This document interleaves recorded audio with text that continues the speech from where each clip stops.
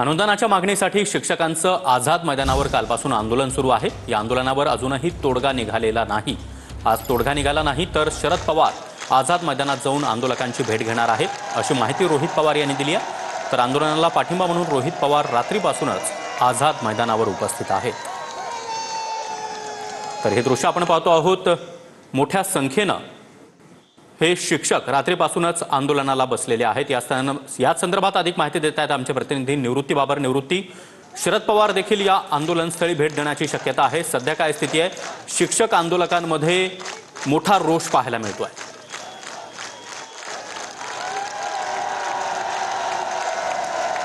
शिक्षकांचं आंदोलन आझाद मैदानामध्ये सुरू आहे। ऑक्टोबर 2024च्या शासन निर्णयाची काटेकोर अंमलबजावणी जोपर्यंत होत नाही तोपर्यंत हे आंदोलन सुरूच राहील, अशी मागणी जी आहे ती शिक्षक समन्वय संघाची आहे। त्यासाठी राज्यातील विनाअनुदानित शिक्षक जे आहेत हजारोंच्या संख्येने अधिवेशन सुरू झालं तेव्हापासून आझाद मैदानामध्ये तळ ठोकून आहेत।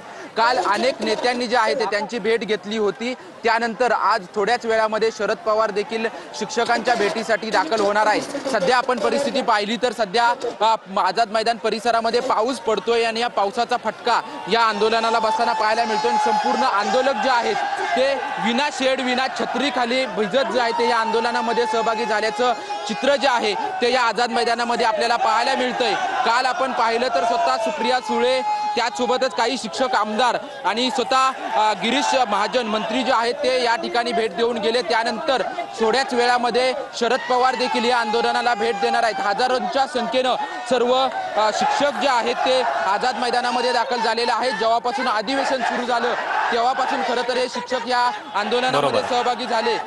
खरं तर मुंबईमध्ये जर पाहायला गेलं तर आधेमध्ये पाऊस पडतो। नक्कीच निवृत्ती, त्यामुळे या आंदोलनाकडे आपलं लक्ष असेलच। धन्यवाद या माहितीसाठी।